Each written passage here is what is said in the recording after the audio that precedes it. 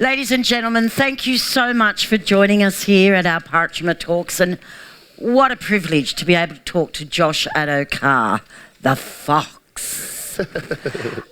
Before we begin, we'd like to acknowledge that we are on these ancient lands, and it's just a privilege to be here for Parrtjima, to be able to bring you voices from across our country, the voices and the narrative of our people through their eyes. And before we get started, I'd really like to acknowledge our Parrtjima reference group, who are really our cultural guides, and we certainly couldn't put this event on without them. And I know some of them are in the audience, so thank you. And on that note, I'd also like to just welcome all the way from Queensland.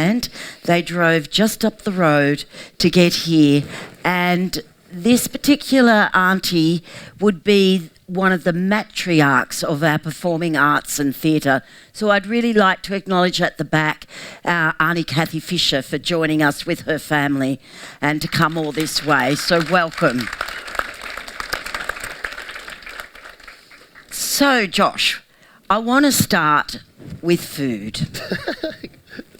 Because you're a Wiradjuri man and you have family in Yarrabah, and we'll go up to that tropical Queensland paradise very shortly, but in 2 seconds, Devon with or without tomato sauce?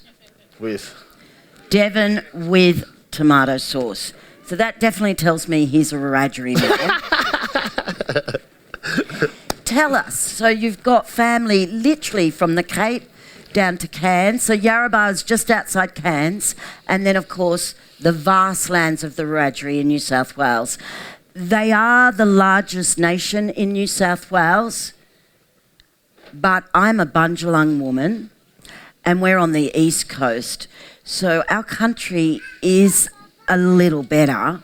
But tell us about your country. What is Wiradjuri lands to you? What does that mean to you? Yeah, my father's from Yarrabah, which is up north of Queensland. My mum's family's from Wellington, New South Wales, and that's Wiradjuri. I try to go back to country every now and then, but the last couple of years, obviously through COVID and that, it's been tough. But I think family is the connection to that country, and just giving back to the people. I love helping people, love helping my family. And yeah, that's what gets me through every day. So, yeah, love it. When was the last time you went back to Wellington? The last knockout. Koori knockout, yeah. The last Koori knockout. Yeah. Who actually won? I can't remember. We did. Redfern, yeah. Yeah. Oh, Redfern. Yeah. That'd be the Redfern All Blacks. Redfern All Blacks. Now that's dear to your heart because you actually grew up in Sydney. Yeah, born and bred in Sydney. Yeah, I grew up all over Sydney. I was obviously born at Blacktown. Went through a lot when I was a kid, but yeah, all that stuff definitely shaped me into the man I am today, and I'm super blessed. Yeah. And you went off to Matraville High, which is very close to one of the largest missions in New South Wales, La Perouse. What was it like at Matraville? Yeah, so I used to travel about hour 45 on the bus. So I used to live in Earlwood, which was right next to Marrickville. So I used to catch this bus. It was the 400, and it used to go through the domestic and international airport, so you can imagine the traffic. So it took me about hour 30, hour 45 to get to school every day, and I did that from year 7 to the end of year 9. I dropped out of school year 9, and some of the players that are still in the NRL used to go to that school. Dylan Walker, Boyd Cordner, Jimmy the Jet, your nephew. There's a fair few of us. Adam Fennell, Blake. So I'm pretty blessed to be a part of those fellas. And yeah, it was a difficult school, but I really enjoyed it. They did do very well at football in the schoolboys comp, I will say. But you know, it's interesting. There's always a saying that a lot of older people look at, and I think it always comes from how our old people name us and give us nicknames. They really see who we are, and there's a show you might remember called 7 Up, and so they take these kids from the age of 7, and every 7 years they come back and they film them. And the big thing, the title before this television show is, "Give me the boy when he's 7 and I'll give you the man." So if you can go back to the age of 7, what sport was you playing at that age? So I started playing rugby league when I was about 3. So I was a really big kid, and mum and dad decided to chuck me in, and I used to run amok. So we're playing football at 7. Were you a winger then? Nah, back then it's not no structure or anything. So you just get the ball and literally run around people. Yeah. So is that where you started to run? Take the ball and just run. Yeah. Apparently I used to do cartwheels, all that kind of stuff, and tackle my own teammates. So mum and dad used to tell me that my very first game, it was very foggy, so you could see our little legs run around. You couldn't see our bodies. You could see only our little legs run around. So yeah. Well, good job you got those skinny legs. Spot you. So you're at 7. Where were you living at the age of 7? I was probably living in the city, and in Elwood. But I was born in Blacktown, but I grew up in Doonside, where my dad's side of the family's from. And mum and dad broke up when I was about 5, and moved to Elwood in the city. So yeah. Another famous person living on Waldale Road lived in Elwood. Who was that? Chalk? Yeah. Yeah. So you're playing for the Elwood Saints? Elwood Saints, yeah. What type of house were you in at the age of 7? Oh, it was just me and my little sister, and my mum. But yeah, those times were, cruisy. Mum was stable, we were stable, but some things after that, mum had a mental breakdown, all that kind of stuff, and everything fell apart, and it was pretty tough, yeah. It was tough, but behind the scenes there, at the age of 7, there's this extraordinary grandfather you have. And I really have to acknowledge this wonderful gentleman. And he was a gentleman of sport. He was a boxer, a very famous boxer. Many of you my age might remember Mr. Wally Carr. What was that like, having your grandfather really behind your back when you were so young? Yeah, Pop means the world to me. Lost him about 2 years ago. 2 years ago due to cancer, and think about him every day. Miss him. Pop was sort of the father figure around that time. Dad was always working. He was working over in Perth in the mines, all that kind of stuff, and Pop was always the one to fall back on. And I always wanted to be like Pop, but footy was always in my DNA, sort of thingy. And I wanted to make a name for myself, and that's what sort of drove me, to be honest. And everywhere I go, everyone knows my grandfather. It's so funny. It's like you said, he's a real gentleman. He was the king of our family, and he's dearly missed. Yeah. Did he ever put the gloves on you? And yeah, he did. I trained with him a couple of times, but he was too much of a stress head, so I'll give up. Yeah, he would. He was a perfectionist. Yeah, he was. He threw me in the deep end straight away, so he didn't. You got to crawl before you walk, sort of thing, And he threw me in the deep end, so I'll give the gloves up and just focus on footy. Yeah. Yeah, you don't want a broken nose or nothing like that. So you're playing footy and you leave school quite early, right? Yeah. And that's a big choice to make. Yeah. Well, I really had no choice. Mum had a mental breakdown, and she was going through all these challenges, and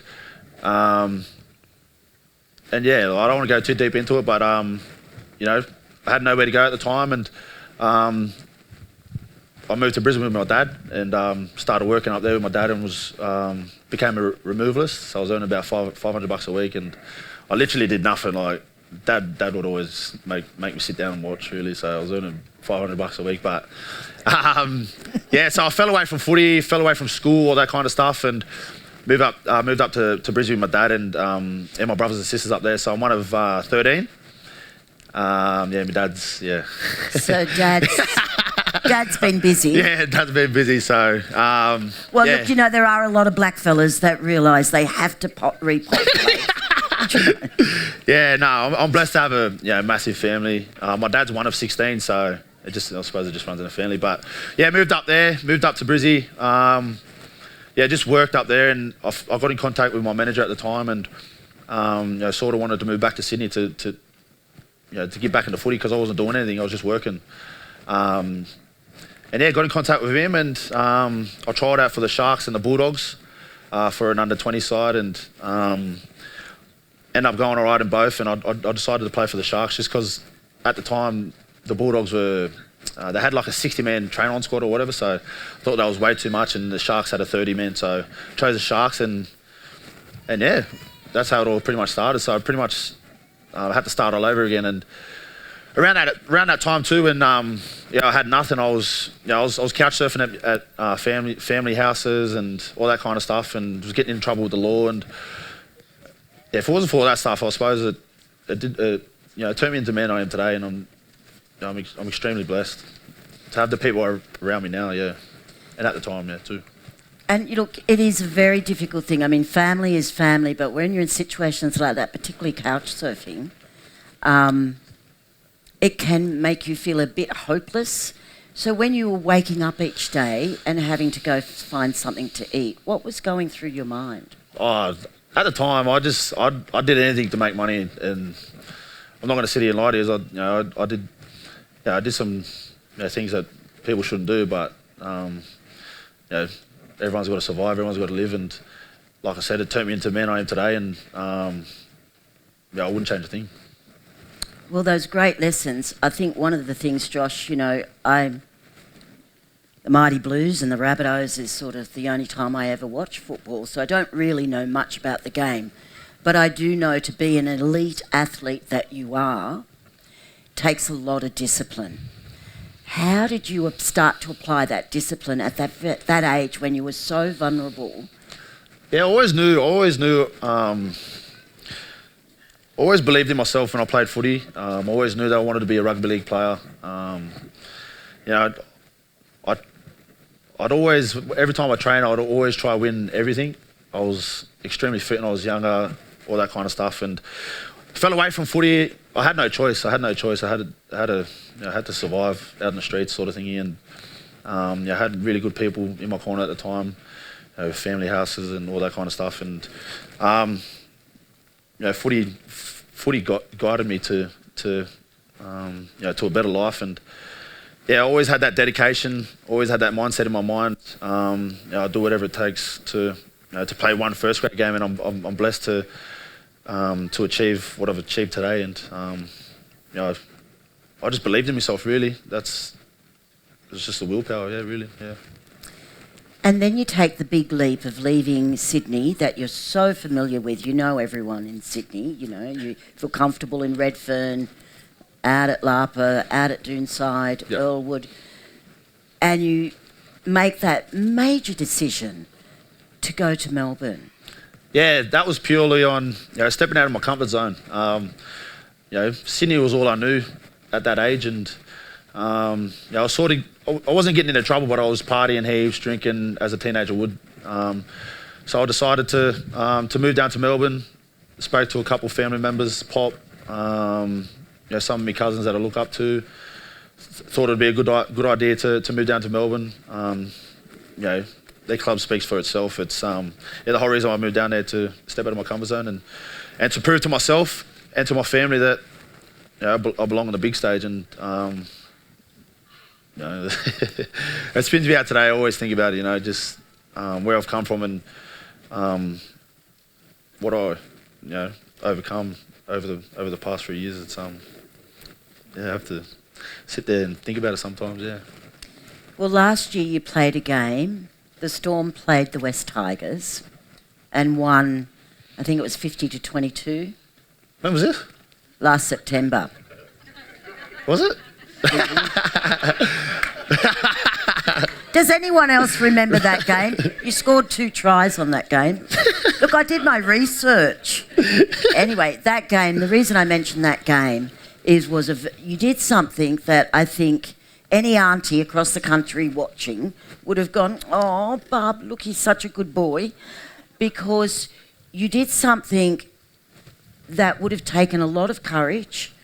It would have been very difficult because you were tormented because you couldn't be with family, and you wrote your auntie's name on your wrist, but your entire teammates wore black armbands.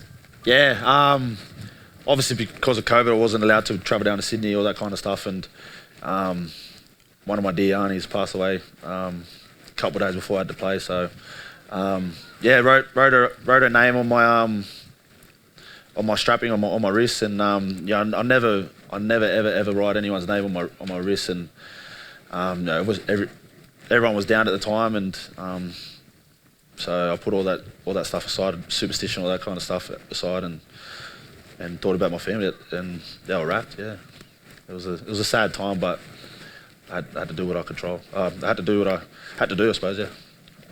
And as a young man, and you know, in our communities, most families have a lot of people passing. We go to so many funerals, and this was a very tragic death. How did that make you, you know, since then you're really looking at how you can give back and the talents you have of how you can help young men and women, because Auntie sadly suicided. What was that like for you, you know, playing the game but also thinking about what can I do? Oh, I just wanted to put a smile on my family's face. Obviously going through a tough time around that time. You know, I've lost about 8 or 9 family members in the last 2 years. That's the whole reason I want to move back to Sydney. You know, like I've come to terms of, you know, life's too short. I want my kids to. I've got 2 beautiful kids, and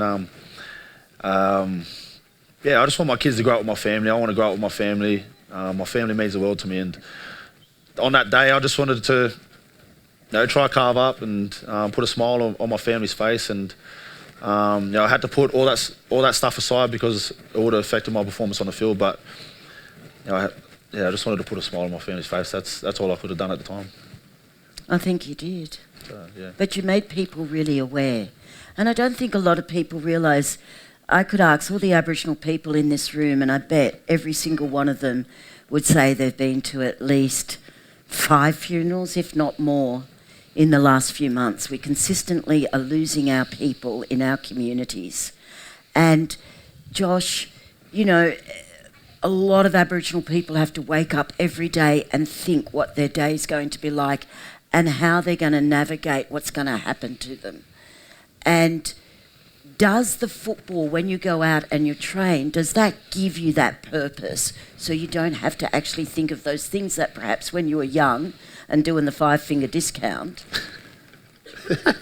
you know, it's because of young lads that when you go to Kmart, they greet you at the door, and it is pretty fabulous. So you've always got to look at something that, if it's negative, how do you turn it to a positive?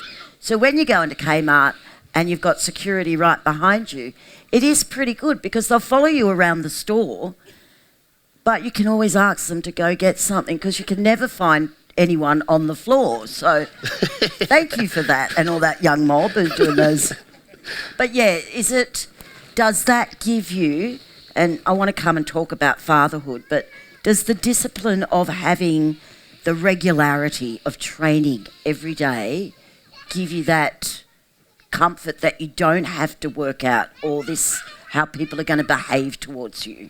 Oh, I just, you know, I love training. I love playing footy. I love putting smiles on people's faces. I love sharing my story. That's why I'm here today to, you know, someone could be going through a tough time right now, and you know, no matter what challenges you go through life, there's always going to be light at the end of the tunnel. And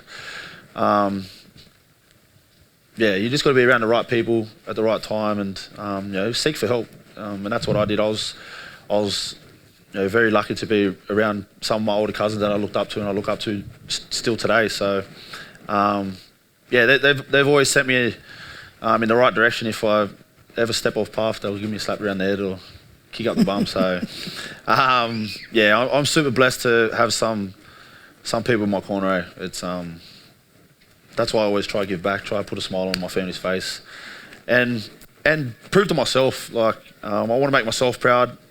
I try and perform every week, you know, to make myself proud. It's just the way the cookie crumbles for me, yeah. What's it like now? Like, even at games, you're running one side and you're running the other to get the selfie and get the photo with family often. I've got a funny story to you. I've got a yarn to tell you. Want me to tell it now? Yeah, go for it. This was when we versed the Bulldogs yesterday.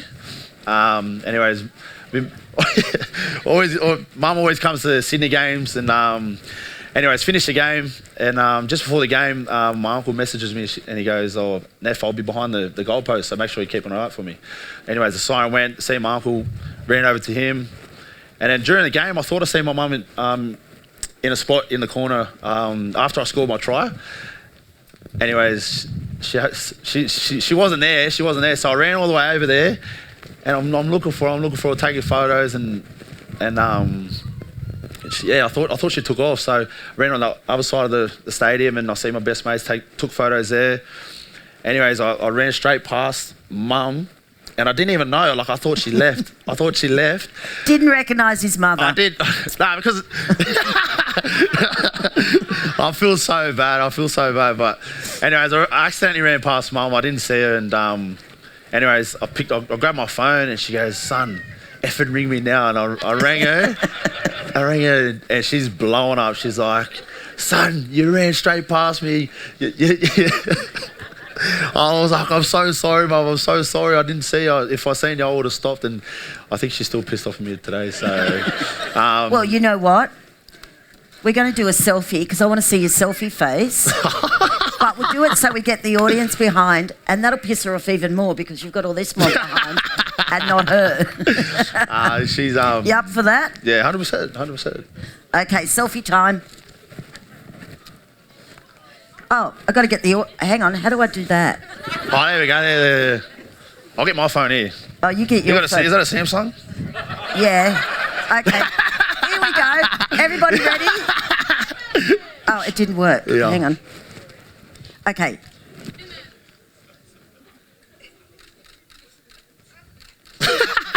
Okay, we're sending that to Mum. Yeah, done. And we'll put it somewhere so you can all get it too. Do you have how is that? Like, everyone stops you to get a photo, which is pretty fabulous, and you're really amazing. It makes me really proud of a lot of our sports people because we have this thing amongst our community going, don't you go and big note yourself. And yet someone will stop you and you're just trying to get the milk to get home to feed your kids. We're going to talk about that. But someone says, can I have a photo with you? So you oblige. 2 minutes later, someone else asks us. Does it get tiring, or do you really enjoy that people, your fans, are coming up and... Yeah, nah. I say to everyone, I'm a big noter and I'm proud of it. In a good way. Well, it is Wiradjuri. In a good way. Yeah, no, I just love giving back to people. I love putting smiles on people's faces, like I said before. And you know, someone could be going through a tough time around that time, and you know, 2 seconds out of my day won't hurt to just take a 2-second photo. So I try and take photos with everyone, and try to be respectful and polite at the same time. So that's just the way the cookie crumbles. Yeah, cookie crumbles. So. If I was to say we're going to make a curry now, would you put sausages, chicken or beef in it? All the above? Nah. Meat lovers? Nah, probably sausages, yeah. There you go. Your mother did teach you well. 100%. Nothing like curry sausages. That did. With Keen's powder. So as a dad, do you cook your kids sausages? Well, not a 10-month-old. All I know how to cook is toast. Toast. That's good. So you're there of a morning getting the toast for the kids. So you've got a 6-year-old and a 10-month-old? No, I've got an 8-year-old. 8-year-old? I was 16 when I had my daughter. Whoa. Yeah, I was 16 and I just had her name is Shakira. She lives in Brisbane with her mum. So that's when I moved to Brisbane. That's when I was seeing her mum at the time. And I've got a little son named Fox. With a double X. Yeah, so, yeah, little Fox. Little Fox. Yeah. Are you going to make him play football? I told my missus I might get him into boxing. Okay. But he might become a model. Second I don't know. generation. Good looking baby, so. So, when you're getting up at night and changing those nappies, what sort of nappies do you use? Huggies. Oh, good. So you got the thing? The straps. Yeah, how do you put the nappy on? Grab the two legs, pull it up, flip it on, that's it. Pulse. So that's good. There's a tick for fatherhood, changing the nappies. He knew the brand. You got to give that.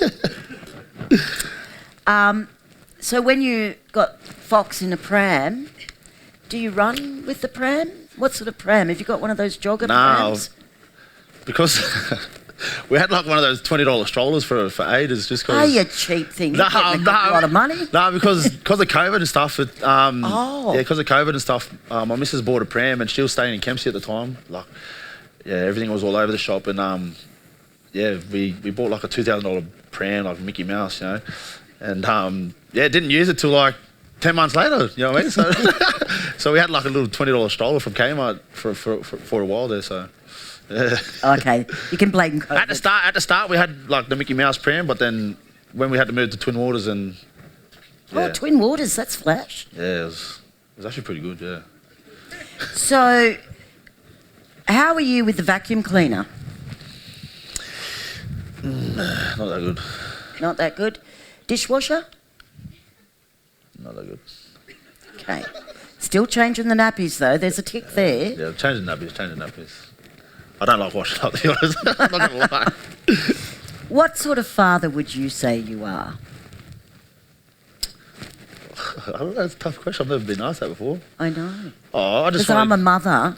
Oh, just for me, I just want to give my kids the world. That's why I wake up every day. You know, rugby league is tough. You know, waking up every day, training. You know, I'm super blessed to play rugby league, but when times are tough, I always think about my kids and my family, and yeah, I do it for them. I want to set my future up, and my kids' future up. I want to be the best role model for them, and that's what sort of had my daughter at 16, and that's what sort of drove me to push even more, and yeah, that's the whole reason why I play for rugby league now. Yeah. You know, when you were couch surfing and looking at, it was you could see down the tunnel that this was going to happen. Who was it around or in sport that influenced you to really take the challenge? Yeah. Was there someone who really influenced you? Nah, no one really. I had my favourite players, this and that, but I never... no one really. I just wanted to... prove people wrong, and I wanted to make myself proud. I just wanted to make it. Even if it was one first grade game, I just wanted to prove to myself that I was born to play rugby league, and I always believed in myself ever since I was a young kid. And I did whatever it took, and I just had that mindset. I think I got that from my grandfather, to be honest. It's he shared some things with me, and that are ingrained in me. So yeah. And you'll share them with your son? Yeah, definitely. That light at the end of the tunnel, oh my God, it's a blue light. And they ain't the cops. So, going for the Doggies, there's a lot of young players in that team. At the Dogs? Yeah. I think they'll really look up to you. How do you see your role there? Yeah, like I said before, I just want to help.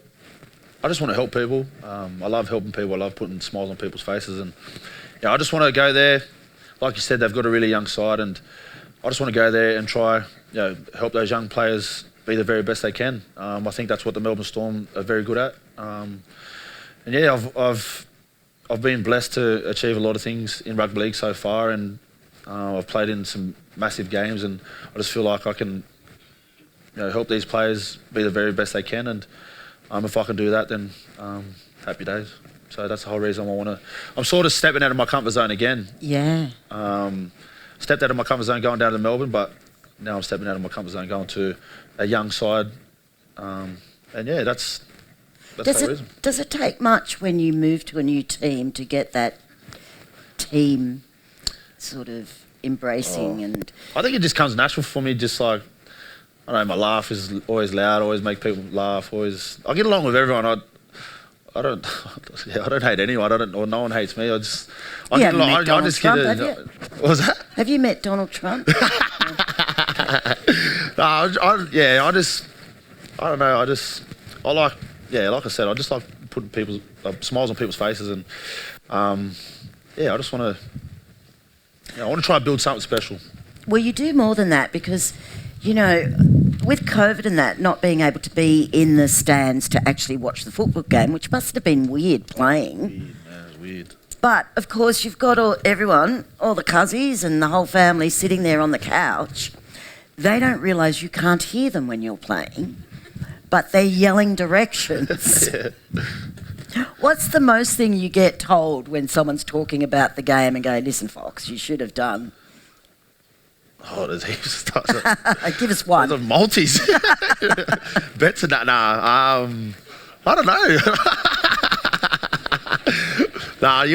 Like rugby league players always get messages and that on Instagram saying, "Oh, you stuffed my multi up," all that kind of stuff. And I put a post up on my Instagram the other week, and I said, "No one cares about your multis," and mate, everyone started sharing it. It was a pretty good idea at the time, yeah. Well, I've got a young son, and I rang him and I said, you know the Fox? And he goes, yeah. And, you know, our young men just love you because of who you are and the obstacles that you've overcome. And I said, well, what would be the question I should ask him? He's 21 and he's a basketball player. And his little cousin is playing for the West Tigers, Dane, Laurie. And so they're really in this headspace of sport and football. And he goes, the Fox, the fastest man in the NRL. Are you still the fastest? Oh, I'll just keep it humble. Just keep proving people wrong.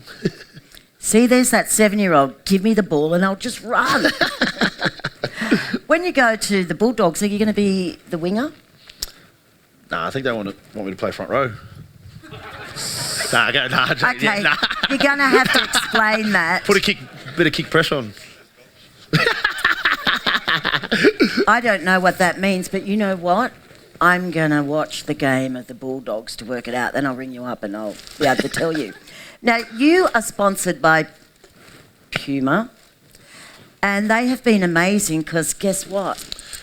We've got something in the bag. So for any 15-year-olds in the audience, could you please stand up? Or younger? Yeah, 15 and below. Oh, yeah, so. Yeah. 15 and below. Is that all right, 15? Yeah, I reckon. I'll go on then, 16. Yeah, that's a good age. Okay. I don't know the sizes here. Oh, I think they go from small to large, maybe. Okay. So, the first... I've got more tomorrow. We've got more tomorrow, but the first person who can tell me, I asked Josh a question, so this will see if you've been listening, and I said, Devon, with or without tomato sauce? Come and we'll give you one. You're a medium. There you go, darling. Congrats. Oh, you should have taken it off him. That's right, sorry. That's right. Here, I'll give them to you so you can, because they want to get... Okay. Help me with the sizes, eh? Please. Oh, yeah, I'll give you the sets here. Who is Josh playing for at the moment? Yeah, come on, darling. Nice one. Large? Big boy, but big old bar. My man, bar. How old is Josh's son? Oh, yeah, she said it. Yeah, you darling, you got it. Yeah. Oh, both of you come up here quick. Come on. Got to have a few girls. Okay. There, large. Any R&D mob here? Large?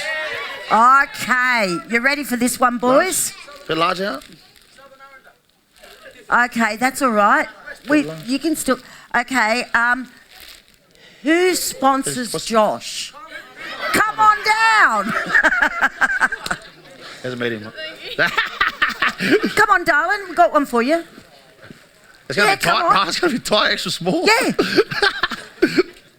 Southern Arundel, we've got to give them something. Jeez. There you go, bar. Okay, we've got... What's the sizes now? I've got extra small.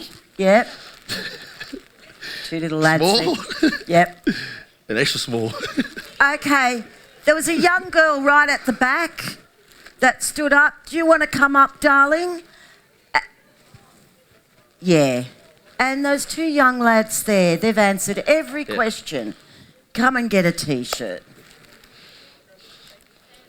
There you go, bro. And look, they're all going to want a selfie with you. Yes. And then we can see your selfie face. You just want to rip it open so we can take a photo, eh? Oh, yeah. And come and come. Come in. Come, don't be frightened jump of in. those skinny ankles and those skinny jeans. Jump in, bar. Jump in. Oh, someone's got to take a photo. Oh, God.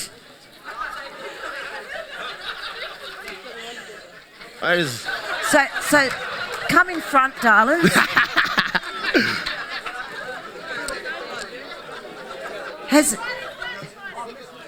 Hey?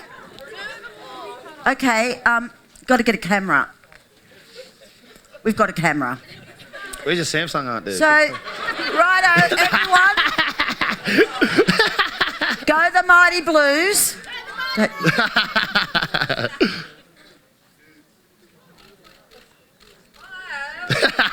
Thanks, Yeah, Bar. Thank they're you. so Thanks, Bar. Thank you. serious. Thanks, Bar. Thanks, Bar. Thank you. Look, it's been so fabulous having Josh.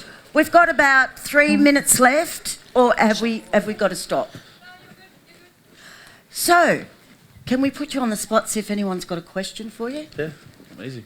Anyone got a question? We'll go for the Yeah. kids, eh? Yeah. Cool, bro. And stand up, one of our great painters.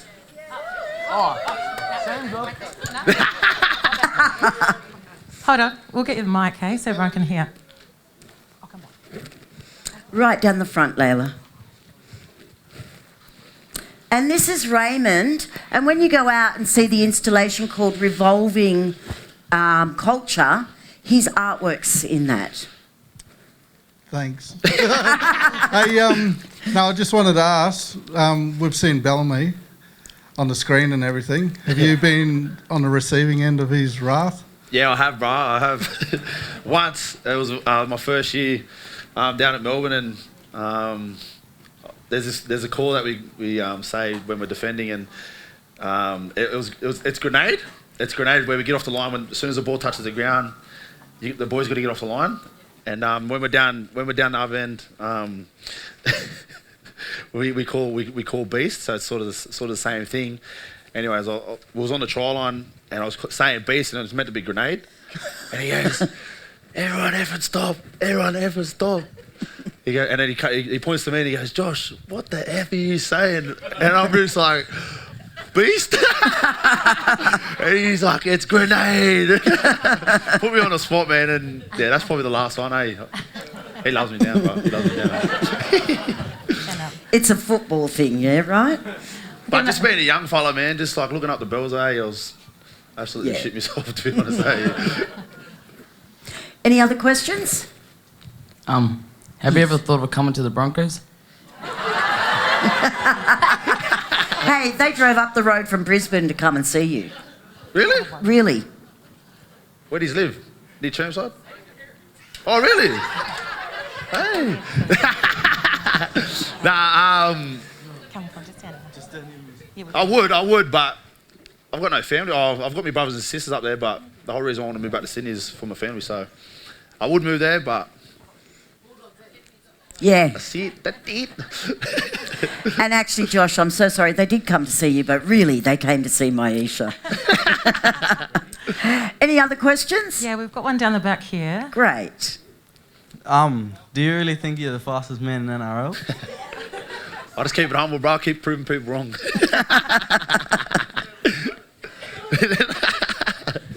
And we've got one over there. Okay, bro, that's a lot. Do you want to sit? You can sit down if you want. How did you feel when Xavier Coates outrunned you? I was very fatigued, so. But yeah, when someone's fast and they're 5 meters in front of you, it's very hard to catch up to him. So, mate, he's like 7 foot. He's massive. He's a big boy. So Yeah. he's a good athlete. Yeah, there's some speedsters coming through the NRL, which is special. I think the NRL needs speeds. So, I'm just grateful to be part of that group. Do you worry about injuries? Oh, Because you Yeah. know, you really got good cheekbones and a nose. no. I'll shave this off. I've got the biggest ears. Is that why you have the beard? Yeah, no. I just change up every now and then. Any other questions? Because you've got good teeth. Yes, darling. Right at the front, Layla. You spoke about your mum many times, and she's obviously gone through a lot of things in your life. I went to school with your mum at North Rocky High School. Did you really? Yeah. And so it's really, really humbling to hear of her successes, having to sacrifice herself for you to, you know, find yourself as a young man and a father. But I just want to let you know I'm friends with your mum on Facebook, and she speaks about you madly. Yeah. And I love the way she loves you, and she's so proud of you. Keep doing what you're doing, bub, because you make her so happy. Thank you. So, Thanks a lot. Thank you. And just on that. Thank you. I appreciate that. Thank you. Just on that. Just you know, Mum's been through a lot. You know, she's been through hell and back, and just you know, she's just been doing all the right things, and I'm so proud of her. It's just, yeah, it's, you know, it's hard to say. It's just like, yeah. But thank you. It means a lot. Thank you. You'll always be her baby, darling. You know that. Well, we have to wrap up, and I just want to say what a wonderful thing to have you here at Parrtjima. Yeah, appreciate it. Thank you for being so open and honest. And, you know, it ain't just your mama that's proud of you. Yeah. We are all so, so proud of you, darling. Thank you. Thank you. And you young fellas, here's a man who has no shame. So be proud of who you are, because we can achieve anything. Anything's possible. Thank you. No, thanks for having me. Thank you. Okay, darling. Yeah. I'm sweet. I'm all good. Oh, Josh, you're gorgeous young. That's all right. Thank you.